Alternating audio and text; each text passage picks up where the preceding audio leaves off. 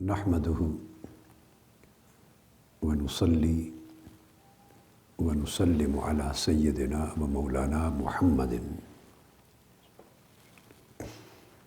رسوله النبي الأمين المكين الحنين الكريم الرؤوف الرحيم.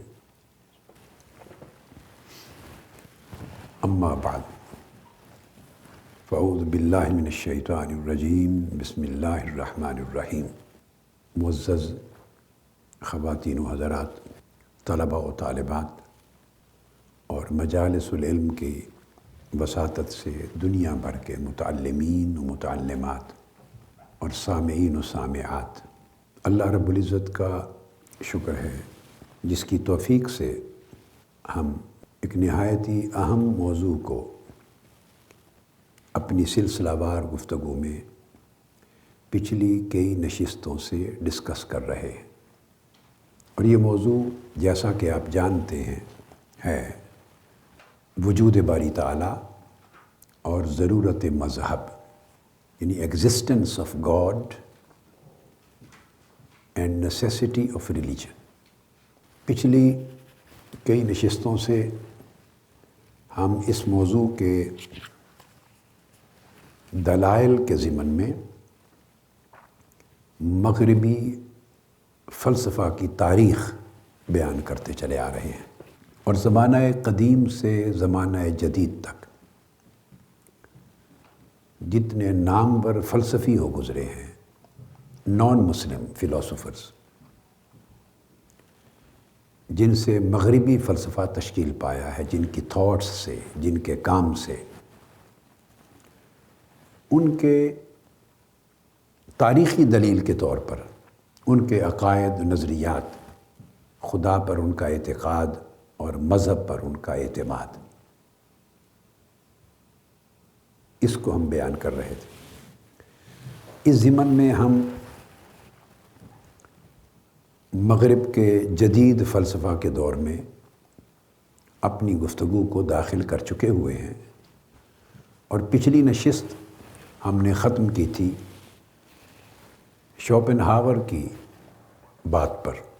آج ہم اپنی بات جہاں سے شروع کر رہے ہیں وہ شوپنہاور کا ہی وارث ہے، اس کا سکسیسر ہے، اور اس کا نام ہے نیچا۔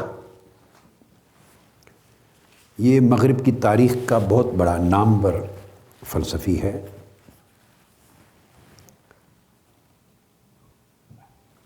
اور اس کے ہاں بھی نہ مذہب کا مطلقاً انکار ملتا ہے، نہ خدا کے وجود کا انکار ہے۔ میں نے اس نقطے کو پچھلی نشست میں ڈسکس کیا تھا کہ بہت سے فلاسفرز، اور آگے چل کے جب ہم سائنس پر آئیں گے اور سائنسدانوں کی اور سائنس کی تاریخ پر بات کریں گے، تو میں اس نقطے کو تھوڑا تفصیل سے آپ کے سامنے رکھوں گا کہ بہت سے فلاسفرز اور سائنٹسٹس ایسے رہے ہیں مغربی تاریخ میں جنہوں نے اپنے فکر، نظریہ اور فلسفہ کے اعتبار سے ریفارمر کے طور پر، جن کا اپنا نقطہ نظر تھا، وہ ریفارمز کر رہے تھے، تو انہوں نے رد کیا اس دور کے جو مذہبی کیتھولک اتھارٹی تھی، کرسچن ورلڈ کی کیتھولک اتھارٹی، چرچ کی اتھارٹی، کلیسا کی، پوپ کی، پادریوں کی اتھارٹی، جو خدا کے نام پر، مذہب کے نام پر، جیزس کرائسٹ کے نام پر وہ مس یوز کرتے تھے، اور اس لحاظ سے اپنی اتھارٹی کو قائم رکھنے، مضبوط اور مستحکم رکھنے، اور سوسائٹی کے اوپر اس کو جمانے کے لیے انہوں نے اپنے تصورات جو وضع کر رکھے تھے، یا ان کی غلط انٹرپریٹیشنز یا غلط تعبیرات استعمال کرتے تھے، تو ان چیزوں کو چیلنج کیا بعض فلسفیوں نے اور بعض سائنسدانوں نے۔ اور میں اگلی نشستوں میں جب ہم سائنس پر گفتگو کریں گے اس نقطے پہ بھی وضاحت سے بات کروں گا کہ اس کے علاوہ ایک سبب اور بھی تھا. چونکہ کرسچینٹی یعنی مسیحیت جب ہم یورپ اور مغرب کی بات کرتے ہیں تو وہ مذہب کی علامت تھی. تو مغربی دنیا میں، یورپ میں، اس پورے میڈیول پیریڈ میں مذہب کرسچینٹی ہی کی شکل میں ایگزسٹ کرتا تھا، مسیحیت کی شکل میں. اب اس مذہب میں جو مقدس کتاب تھی اور ہے وہ بائبل ہے. اب بائبل کے اندر کئی چیزیں ایسی درج کر دی گئی تھیں زمانہ قدیم سے، جس کو قرآن مجید نے تحریف اور تبدیلی کے ساتھ تعبیر کیا ہے، اور جو کتابیں بعد میں لکھی گئیں اور بائبل کا حصہ بن گئیں.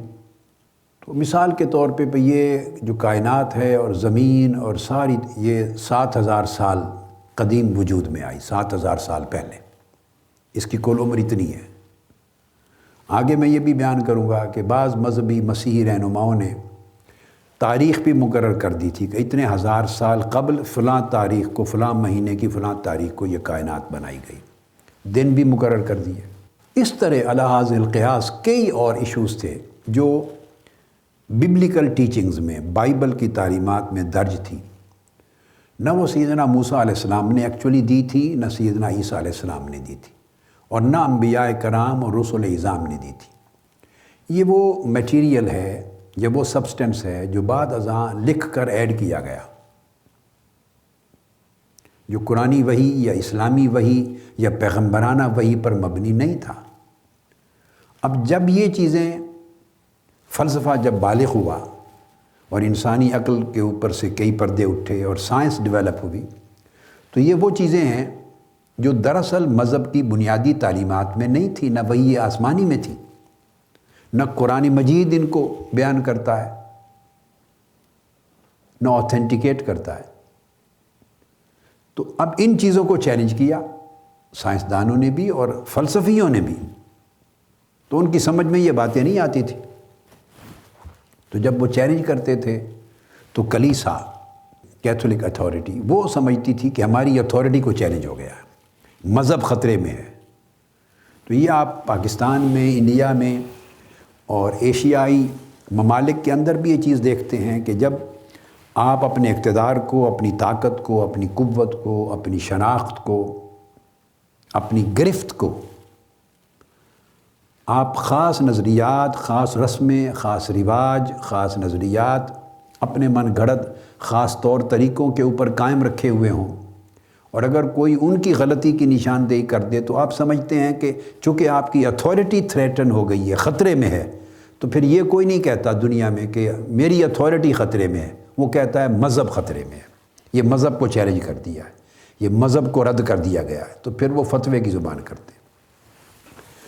اور یہ میں نے پہلے بھی عرض کیا کہ جیسے پاکستان کے اندر آپ دیکھتے ہیں اور دنیا کے اور کئی ملکوں میں بھی کہ آپ کسی کی کرپشن کے خلاف آواز اٹھاتے ہیں تو وہ کہتے ہیں کہ جمہوریت خطرے میں ہو گئی. کسی کی ظلم، جبر اور بربریت کے خلاف آواز اٹھاتے ہیں تو جمہوریت خطرے میں ہو جاتی ہے، پارلیمنٹ خطرے میں ہو جاتی ہے، ڈیموکریسی خطرے میں ہو جاتی ہے.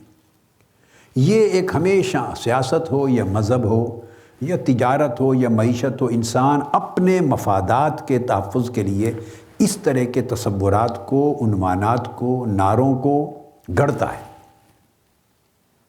اور جو پھر مقابل ہوتا ہے، جو اس غلط روش کو، کرپشن کو، غلط رویے کو، غلط طرز عمل کو چیلنج کر رہا ہوتا ہے، اس کو پھر وہ مذہب سے خارج کر دیتا ہے، یا اس کو ڈیموکریسی کا دشمن قرار دے دیتا ہے، یا اس کو ہیومن رائٹس کا دشمن قرار دے دیتا ہے، وغیرہ وغیرہ.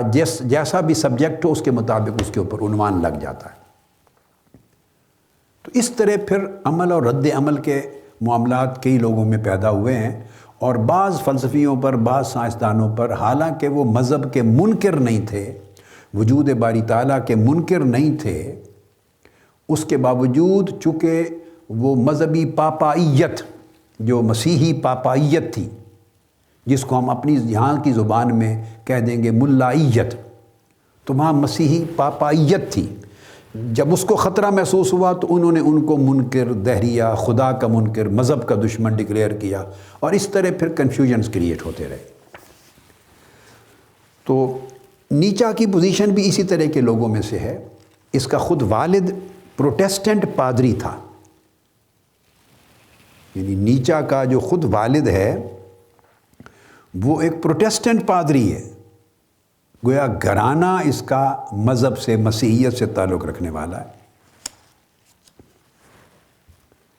تو پھر اس کے بعد اس کی اپنی جب لائف آئی بطور فلسفہ، اس نے اپنی آنکھ کھولی اور اپنا کام کیا۔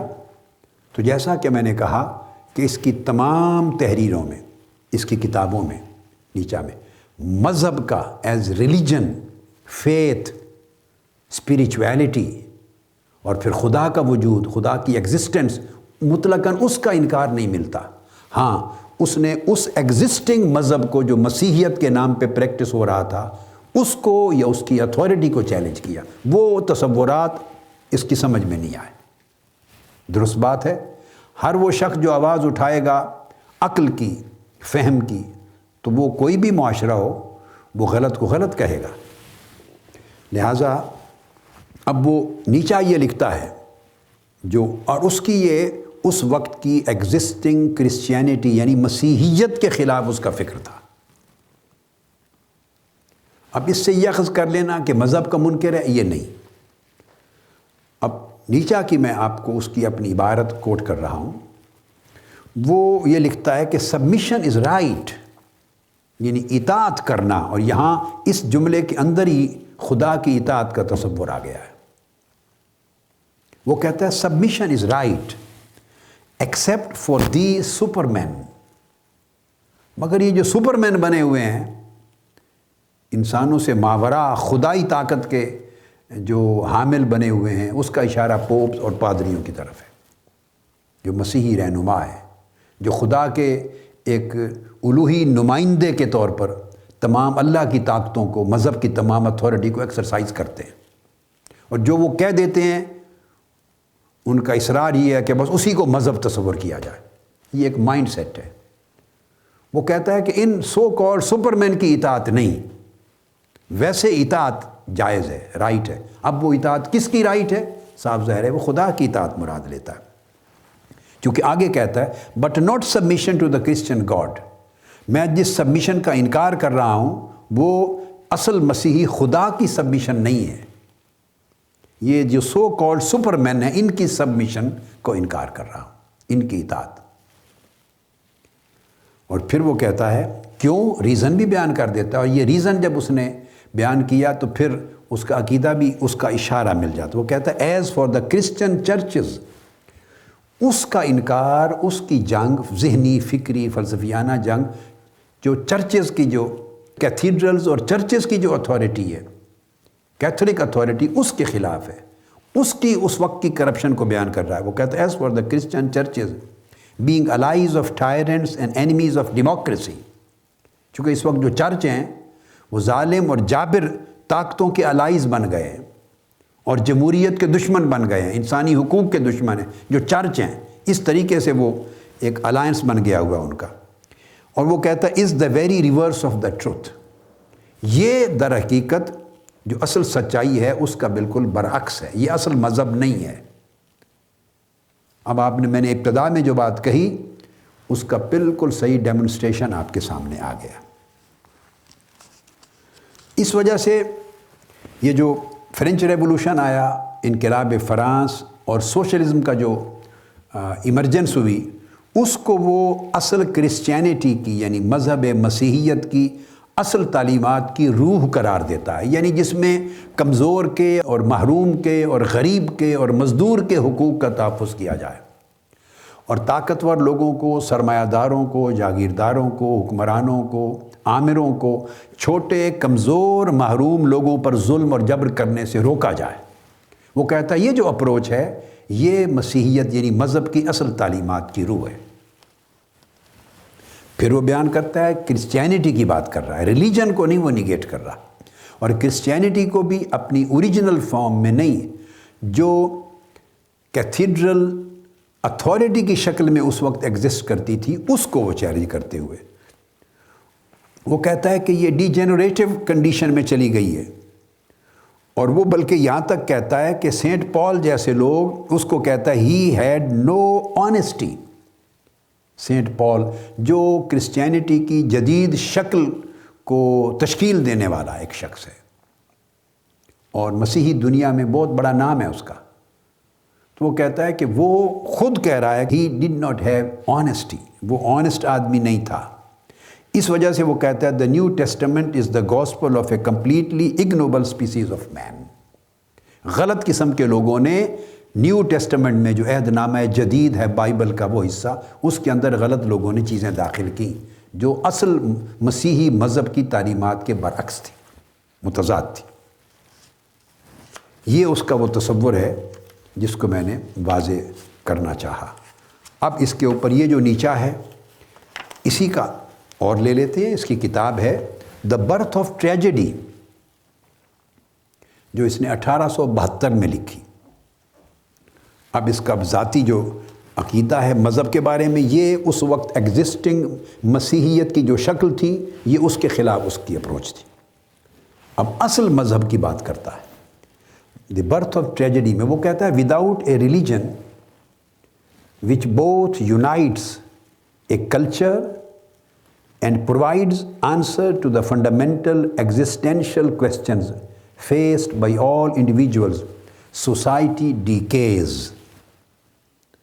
وہ کہتا ہے یعنی مختصراً یہ سمجھ لیں کہ مذہب کے بغیر انسانی سوسائٹی برقرار نہیں رہ سکتی، مزمحل ہو جاتی ہے، تحلیل ہو جاتی ہے، برباد ہو جاتی ہے۔ وجہ اس کی یہ ہے کہ مذہب وہ طاقت ہے جو یونائٹ کرتا ہے کلچر کو، تہذیب و ثقافت کو، اجتماعیت کو بھی، اور جو انسانی وجود کے جو ایگزسٹینشل کویسچنز ہیں انسانی وجود کے حوالے سے، انسانی ہستی کے حوالے سے، کائنات کی ہستی کے حوالے سے، تو یہ ان کویسچنوں کا یہ جو کوئریز ہیں ان کے جواب بھی دے کے انسان کے ذہن کو، عقل کو اطمینان دیتا ہے۔ تو گویا انڈیویجول کو بھی سنبھالتا ہے مذہب، انڈیویجول کو سکیٹر ہونے سے، بکھرنے سے، اور سوسائٹی کو بھی سنبھالتا ہے بکھرنے سے۔ انہیں وہ کوہیجن دیتا ہے، یونیفائی کرتا ہے، یونیفائنگ فورس ہے۔ تو یہ مذہب کی اہمیت کو بیان کر رہا ہے۔ ادروائز جو شخص بالکل منکر و مطلقاً مذہب کا، اس کی ضرورت کا قائل ہی نہ ہو، تو وہ تو اسٹریٹ اوے کہہ دے گا کہ اٹس نتھنگ۔ پھر وہ جی اس کی اپنی تھنکنگ ہے نیشا کی جیسے چلی ہے، تو اس میں ایک تو آپ ہیومینیٹیرینزم کو زیادہ دیکھتے ہیں، اور اس باب میں مذہب کو جو اس اینگل سے دیکھتا ہے وہ کہتا ہے کہ مذہب کے لیے اس کا تصور ہے کہ وداؤٹ اے فیسٹو، یعنی ریلیجس تھنکنگ کے اینگل سے بات کرتے ہوئے کہتا ہے وداؤٹ اے فیسٹو اینڈ کمیونل ریلیجن، ایک ایسے مذہب کی ضرورت ہے جس کے اندر مراسم اور شعائر بھی ہوں، جیسے ہم نمازیں پڑھتے ہیں، مساجد ہیں، مسیح مذہب میں چرچ ہیں، ان کی سنڈے پریئرز ہیں، ان کے اپنے طور طریقے ہیں، ان کے خاص ایام ہیں۔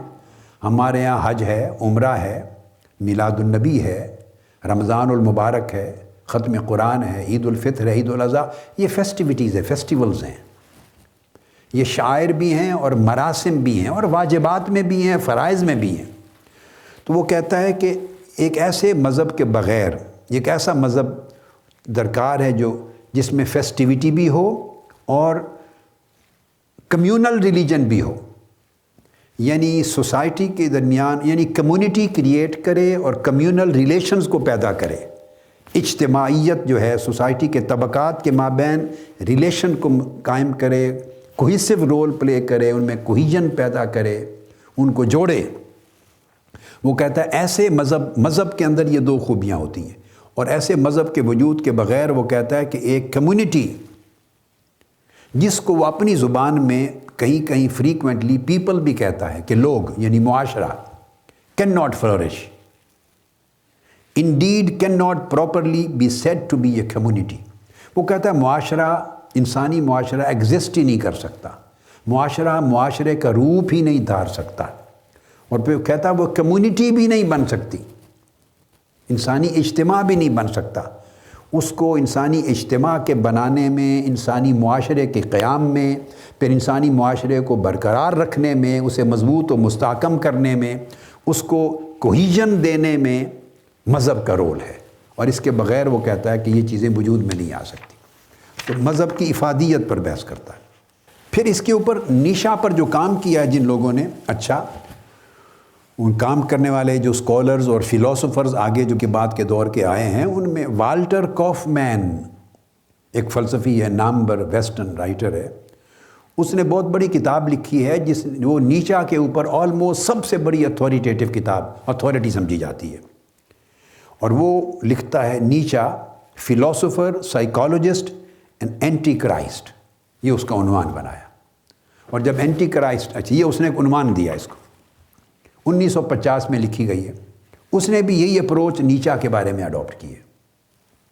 اس طرح اور لوگوں نے بھی کہا ہے۔ اس کو انڈیویجولسٹ بھی مانا گیا ہے، اور وہ اس لیے، اب انڈیویجولسٹ جب کوئی کسی کو کہہ دے، اسی طرح بعض اوقات کہہ دیتی ہے یہ نیچرلسٹ ہے، یہ انڈیویجولسٹ ہے، تو کسی کے نیچرلسٹ ہونے اور انڈیویجولسٹ ہونے کا مطلب مذہب کا مطلقاً انکار نہیں ہوتا۔ یہ اصطلاحات کے بارے میں مغالطے ہیں جو ہمارے ذہنوں میں پیدا ہو گئے۔ یہ ٹرم جب یوز ہوتی ہیں تو اس کا مطلب ہے اس کی پورے فلسفے کا، اس کی سائنس کا، اس کے علم کا، تحقیق کا، اس کی سوچ کا، تھنکنگ کا فوکس اس چیز پر ہے، فوکس۔ تو جب وہ انڈیویجولسٹ ہے تو اس کا مطلب ہے کہ وہ زیادہ تر فوکس کرتا ہے انڈیویجول سائیکک ہیلتھ کو، اس لیے اس کو انڈیویجولسٹ کہا ہے۔ نفسیاتی جو صحت ہے انسان کی، سائیکک ہیلتھ ہے، اس کو وہ فوکس کرتا ہے ایز این انڈیویجول۔ یہ اس کا اپنے فلسفے کا ایک مزاج ہے۔ وہ عالم تو نہیں ہے، ہم اس سے توقع نہیں کرتے کہ وہ مذہب پہ لکھے گا، کیوں لکھے گا؟ کوئی مذہبی رہنما، مذہبی محقق، مذہبی اسکالر تو نہیں ہے، جو اس کا فیلڈ ہے اسی پر ہی لکھے گا۔ یہ تو بھائی اس کی تحریروں سے، آرٹیکل سے، کتابوں سے چیزیں نکال کے میں ٹریسز نکال کے آپ کے سامنے رکھ رہا ہوں، صرف اس بات کو اسٹیبلش کرنے کے لیے کہ مذہب پر اعتقاد رکھنے اور خدا کے وجود کو ماننے کے اوپر ایک تاریخی تسلسل ہے مغربی فلسفے میں بھی۔ دراصل اتنی بات بتا رہا ہوں، انسانی تاریخ میں ایک تسلسل ہے، مغرب کے فلسفے کو بطور دلیل کے لا رہا ہوں، تاریخ کو۔ تو وہ جب یہ کہتا ہے نیچا، مذہب کے حوالے سے کوئی چیز اس کی عدم اطمینان پر مبنی سامنے آتی ہے، تو اس کا مطلب یہ نہیں ہے ایکچولی کہ وہ ایتھیسٹ ہے، کہ منکر ہے مذہب کا، نہیں، وہ تھیسٹ ہے، مذہب کو مانتا ہے، مذہب کی اصل شکل کی صورت میں مانتا ہے۔ وہ ایتھیسٹ نہیں تھا، اس کے بارے میں یہ غلط تاثر پیدا ہو گیا۔ ہاں، وہ جو کرسچن گاڈ کا تصور بنا دیا گیا تھا، نئے ببلیکل کنسیپشن آف گاڈ، جو چیزیں داخل کر دی گئیں، اور جس کو جو مسیحیت کی جو اتھارٹی تھی، چرچ اور کیتھولک اتھارٹی، وہ جو تصور پیش کر رہی تھی، ہاں، اس کا وہ منکر تھا، اس کو نہیں ماننے کو تیار تھا، اصل چیز کو وہ مانتا تھا۔ اس وجہ سے اس کے ناقدین نے لکھا ہے کہ وہ ایک ریلیجس ریفارمر بھی، اس کو آپ تصور کر سکتے ہیں، religious reformer, enemy of religion نہیں ہے، مذہب کا منکر یا مذہب کا دشمن نہیں ہے، وہ ان چیزوں کے لیے ریفارمر ہے۔ تو جو بھی ریفارمر جس بھی دنیا میں، جس معاشرے میں، جس میدان میں آیا ہے، تو جن لوگوں کے غلط رویوں اور افکار کے خلاف اس نے آواز اٹھائی ہے، اس کو منکر کا ٹائٹل دیا گیا۔ ایسا ہوتا رہتا ہے۔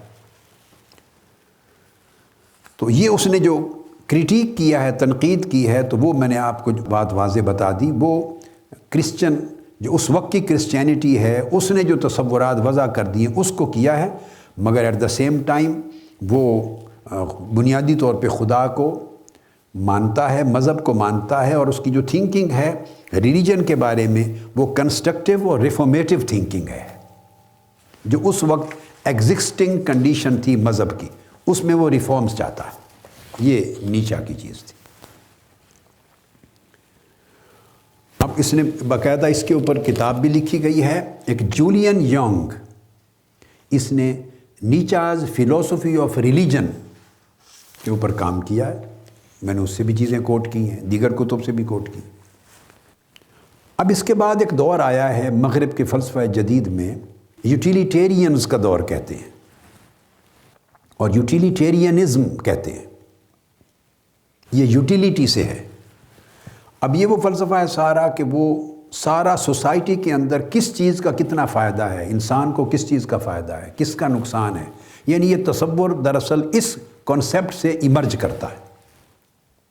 اب یہ جو یوٹیلیٹیرینز آئے ہیں جتنے، ان میں کوئی آدمی ٹریڈیشنل فلاسفر نہیں ہے، اس کے ہاں کنونشنل اور ٹریڈیشنل فلاسفی نہیں کہ آپ اس کو یس یا نو میں ڈسکس کریں، وہ ٹوٹلی یہ سبجیکٹ اور تھا۔ اور انہی یوٹیلیٹیرینز سے سوشلزم الٹیمیٹلی وجود میں آئی ہے۔ یہ بانی ہے سوشلزم کے دراصل فکری اور نظریاتی اور فلسفیانہ اعتبار سے۔ یہ لوگ ہیں، بینتھم ہے، 1748 میں پیدا ہوا ہے بینتھم، یہ انہی یوٹیلیٹیرینز میں سے ایک ہے سب سے پہلا۔ تو سائیکالوجی پر یہ پلیجر، ہیپینس، خوشی، رضا، اطمینان، یہ سبجیکٹ ہیں۔ دوسرا جیمز مل آیا ہے، اسی طرح کی اس کے ہاں ڈسکشن ہے۔ پھر جان مل ہے، آگے اس کا بیٹا آیا ہے، وہ اسی طرح کے فلسفے، اور ان کو فلسافیکل ریڈیکلز بھی کہتے ہیں، یعنی یہ فلسفے کی زندگی میں یعنی انقلابی سوچ کے عامل تھے، اور انقلابی سوچ ان کی دراصل وہ تھی جو سوشلزم کی طرف اس تھاٹ کو لے کر گئی۔ تو یہ بانی ہیں فکری اعتبار سے تو سوشلزم کے۔ اس میں پھر ریکارڈو ہے، اس میں پھر میلتھس ہے، پھر تھامس ہاجسکن ہے۔ یہ سارے لوگ مل کے ان کا سارا فلسفہ، رابرٹ اوون ہے، ان ساروں کا فلسفہ یوٹیلیٹیرینز کا مل کے سوشلزم کو وجود دیتا ہے۔ یہ میں نے صرف گزرتے گزرتے اس لیے کوٹ کر دیے یہ نام کہ میں چھوڑ نہیں رہا اس پیریڈ کو یا اس طبقے کو، صرف میں بتانا یہ چاہتا ہوں کہ ان کا ٹریڈیشنل فلسفی سے، میٹا فزیکل فلسفی سے، مابعد طبیعیاتی حقائق سے جن سے فلسفی ڈسکس کرتے چلے آ رہے ہیں، یہ ان کا سبجیکٹ اور فیلڈ نہیں تھا۔ تو سب سے پہلے اسی 1827 کے یوٹیلیٹیرینز کے دور میں جو ورلڈ سوشلسٹ ہے، سب سے پہلے تاریخ میں یہ استعمال ہوا ہے۔ 1827 میں پہلی مرتبہ سوشلسٹس یہ ٹرم یا یہ اصطلاح استعمال ہوئی، اور رابرٹ اوون انہی یوٹیلیٹیرین فلاسفرز میں سے ایک فلسفی تھا۔ تو اس کے جو اسٹوڈنٹس تھے اور جو فالورز تھے یوٹیلیٹیرین فلسفی کے، جو اس کے پیروکار تھے، ان کو سوشلسٹ کہا جاتا تھا۔ تو اس نے یہ فلسفہ دیا۔ پھر یہ کیپٹلزم اور سوشلزم کی جنگ چلتی رہی، پھر خطوط لکھے گئے، لٹریچر وجود میں آیا، مگر یاد رکھ لیں کہ ان کا فلسفہ سارا پولیٹیکل یا اکنامک تھاٹ پر مشتمل تھا۔ یہ کنونشنل فلاسفرز نہیں تھے جو مابعد طبیعیاتی حقائق پر بحث کر رہے ہوں، مادے پر کر رہے ہوں، روح پر کر رہے ہوں، حقیقت علیہ پر کر رہے ہوں، کائنات کی تخلیق پر کر رہے ہوں، جس کو جس اینگل سے پرکھا جائے۔ تو اس کے بعد اسی ہی تسلسل میں جب یہ فکر کی بنیاد رکھ دی گئی سوشلزم کی، تو پھر کارل مارکس آیا اس کے بعد اسی دور میں۔ تو اس نے پھر کارل مارکس نے پھر فرانس کے اور جرمنی کے انقلابات میں بھی حصہ لیا ہے۔ 1848 کا انقلاب ہے، اور پھر بعد میں یہ بھاگ کر پھر انگلینڈ میں اس نے آ کے پناہ لی 1849 میں۔ تو پھر کمیونسٹ مینیفیسٹو لکھا ہے 1848 اس زمانے میں۔ یہ ساری آپ سمجھ گئے اس پوری بات سے کہ یہ یوٹیلیٹیرینز بینتھم سے لے کے کارل مارکس تک یہ سارے پھر سوشلزم کے وجود دینے والے لوگ ہیں، ان کا سبجیکٹ اور ہے۔ پھر پراپر آگے فلسفے کی مغربی تاریخ میں آگے بیکسن کا نام آتا ہے۔ تو برگسن یہ پھر وہ فلاسفر ہے اس صدی کا نامور، ہنری برگسن اس کا پورا نام ہے۔ تو یہ ولیم جیمز اور وائٹ ہیڈ وغیرہ ان کو انفلوئنس کیا ہے اس کے فلسفے نے، اور اس سے جو آگے فلسفی آئے ہیں انہوں نے اس سے تاثر لیا ہے، متاثر ہو کے تو اس کی فکر کو انہوں نے آگے پہنچایا۔ اب اس کے فلسفے میں بھی اسی طرح آپ دیکھتے ہیں کہ مذہب کا انکار نہیں ہے، خدا کے وجود کا انکار نہیں ہے۔ اس کا ایک پیپر ہے برگسن and the philosophy of religion, یہ E.C. ولم نے لکھا ہے، اور دا ببلیکل ورلڈ میں چھپا ہے، 1913 میں چھپا تھا یہ پیپر، اور اس جرنل کا والیوم 42 تھا، دا ببلیکل ورلڈ والیوم 42، شمارہ نمبر 5 ہے، 5 نومبر 1913، پیج 279 اور 283، یونیورسٹی آف شکاگو پریس نے چھاپا۔ تو تو اس کے آرٹیکل کو انہوں نے فلاسفی آف ریلیجن کو انہوں نے ببلیکل ورلڈ میں چھاپا ہے، یعنی مسیحی دنیا کی جو وہ ایک مذہبی رسالہ تھا انہوں نے چھاپا۔ یہ بذات خود اس بات کی پر دلالت کرتا ہے کہ ان کے ہاں برگسن جو ہے وہ مذہب کا منکر نہیں ہے۔ تو میں اسی حوالے سے ببلیکل ورلڈ جس جرنل میں چھپا ہے اس کے صفحہ 280 سے یہ ریفرنس کوٹ کر رہا ہوں، ای.سی. ویلم کا۔ یہ خود پروفیسر آف فلاسفی تھا جس نے یہ آرٹیکل لکھا ہے ویلز کالج میں۔ دا پرابلم آف ریلیجن کا وہ آتھر ہے، دا کلچر آف ریلیجن کا آتھر ہے، ان کتابوں کا بیسک وہ فلاسفی ہے۔ وہ لکھتا ہے کہ سیلینٹ جو ڈاکٹرنز ہیں برگسن کی، مین جو اس کے فلسفے کے حصے ہیں، ان میں سے ایک ہے ڈاکٹرن آف کریٹو ایوولوشن۔ یہ میں برگسن کے حوالے سے کوٹ کر رہا ہوں پروفیسر ویلم کو۔ تو پروفیسر ویم یہ لکھتا ہے کہ اس کے 3 ڈاکٹرنز، فلسفے کے 3 گوشے نمایاں، اور پہلا ہے ڈاکٹرن آف کریٹو ایوولوشن، کہ یہ جو کائنات میں اور زندگی میں ارتقاء ہوا ہے یہ کریٹو ہے۔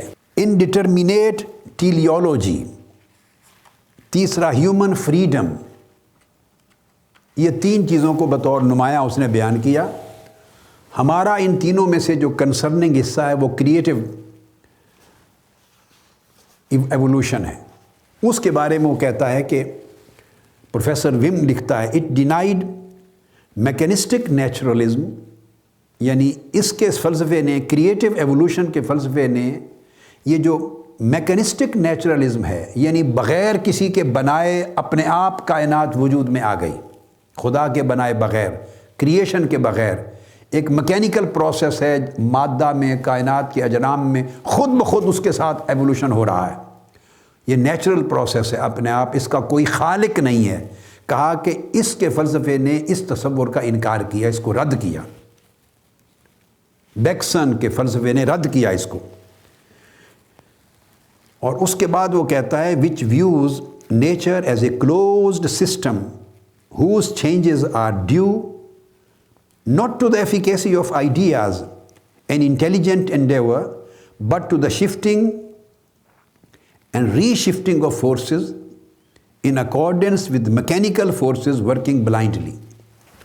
یہاں اس نے بیان کیا ہے کہ یہ جو فورسز ہیں کبھی شفٹ ہو رہی ہے، کبھی ری شفٹ ہو رہی ہیں، اپنے آپ کو دوبارہ ایڈجسٹ کر رہی ہیں، توازن بحال کر رہی ہیں ساری کی ساری، تو یہ ان کے اندر جو فورسز ہیں وہ میکینیکل فورسز ہیں جو آنکھیں بند کر کے گویا ایک دیے ہوئے نظام کے مطابق آنکھیں بند کر کے اس پر عمل کرتی چلی جا رہی ہیں۔ اور پھر وہ لکھتا ہے اس کے برگسن کے فلسفے میں، وہ کہتا ہے the theological doctrine of creation is not only unassailable, it expresses the most central truth about the world which it is possible to utter۔ وہ کہتا ہے کہ یہ جو عقیدہ ہے مذہب، اس کی جو ڈاکٹرن ہے کریشن کے بارے میں، وہ واضح طور پہ سمجھ میں آنے والی ہے اور وہ اصل سچائی کو اور ٹروتھ کو ایکسپلین بھی کرتی ہے، ایکسپریس بھی کرتی۔ تو اپنے فلسفے کو مذہب کی اور عقیدہ مذہبی کی دی ہوئی تخلیق کائنات کے بارے میں جو رائے ہے، جو نظریہ ہے، جو تصور ہے، اس کو وہ تائید کر رہا ہے۔ کہتا ہے کہ نہ صرف یہ کہ وہ سمجھ میں آتا ہے اور وہ وائبل ہے اور قابل فہم ہے، قابل قبول ہے، بلکہ وہ ایکسپریس کرتا ہے مذہب کا تصور تخلیق کائنات کے بارے میں، اصل سچائی کو، جو مرکزی سچائی ہے ساری، اور اس کو بیان بھی کیا جا سکتا ہے۔ اور پھر وہ کہتا ہے کریشن، اب اس نے رد کر دیا ہے اس مکینیکل ایوولوشن کے تصور کو، جو نیچرل ایوولوشن ہے اس کو رد کر دیا ہے، وہ کریشنل ایوولوشن کی طرف آیا ہے، یعنی تخلیقی ارتقاء ہے، کوئی خالق ہے جس نے کائنات کو بنایا، یہ ثابت کر دیا اس نے کہ وہ کسی خالق میں بیلیو کرتا ہے۔ اور پھر وہ کہتا ہے کہ creation is not confined to the past, it is taking place continuously. اور پھر وہ کہتا ہے کہ جو کریشن ہے، تخلیق، یہ عمل ختم نہیں ہو گیا صرف پاسٹ میں، ماضی میں ایک زمانے میں کسی نے تخلیق کر دی اور ختم ہو گیا، نہیں، یہ تخلیق کا عمل تسلسل سے جاری ہے، جس کو علامہ اقبال نے بھی کہا ہے کہ آ رہی ہے دمادم صدائے کن فیکون، کہ یہ تخلیق کا عمل ابھی ختم نہیں ہوا، بلکہ کن فیکون کی صدا دمادم ہر لمحہ آ رہی ہے۔ تو کریشن ایک کنٹینیوس پروسیس ہے، اور قرآن مجید بھی یہی بات کہتا ہے۔ اور اس لیے پھر وہ کہتا ہے بیکسن، وہ کہتا ہے that science should not recognize the creative and spontaneous aspects of evolution۔ Science کا یہ کام نہیں ہے کہ وہ فیصلہ کرے کہ اس کائنات کی ابتدا کسی نے تخلیق کی اور کس طرح تخلیق کی۔ سائنس کا کام یہ نہیں ہے، اس پر ہم سائنس کی ڈسکشن میں آئیں گے۔ But should interpret it in purely mechanical terms. جو کائنات میں ہو گیا ہے اور ہو رہا ہے اور ہوتا جا رہا ہے اور آگے ہو جانے کی توقع ہے، وہ اس میکینیکل پروسیس کو ایکسپلین کرنا، یہ سائنس کا فنکشن ہے۔ میکینیکل پروسیس کو ایکسپلین کرنا، اس کو انٹرپریٹ کرے۔ This is entirely natural in view of the object which science has set for it. اور یہ نیچرلی سائنس نے جو اپنا مقصد متعین کر لیا ہے وہ بالکل نیچرل ہے اور صحیح سمت پہ جا رہی ہے۔ کہنے کا مقصد اس کا یہ ہے کہ سائنس کا ڈومین اور فلسفی کا ڈومین اور ہے۔ جو چیز ایگزسٹ کرتی ہے اس کے میکینیکل پروسیس کو، اسباب کو، طور طریقوں کو اور اس کی چھپی ہوئی حقیقتوں کو ریویل کرے، معلوم کرے۔ اور بگننگ میں کس نے کیا، وہ سائنس کے ڈومین سے بیونڈ ہے۔ اس میں ہمیشہ ہر دور میں اللہ کے وجود پر اقرار رہا ہے اور مذہب کی ضرورت پر اقرار رہا ہے۔ یہ آج کی گفتگو تک ہم نے اسٹیبلش کیا۔ انشاءاللہ تعالی اگلی نشست ہم اسی طرح ولیم جیمز کی تاریخ سے شروع کریں گے، اس کو بیان کریں گے انشاءاللہ۔ وما علینا الا البلاغ، والسلام علیکم ورحمۃ اللہ وبرکاتہ۔ شیخ الاسلام ڈاکٹر محمد طاہر القادری کے آفیشیل یوٹیوب چینل کو سبسکرائب کریں اور بیل آئیکن کلک کریں۔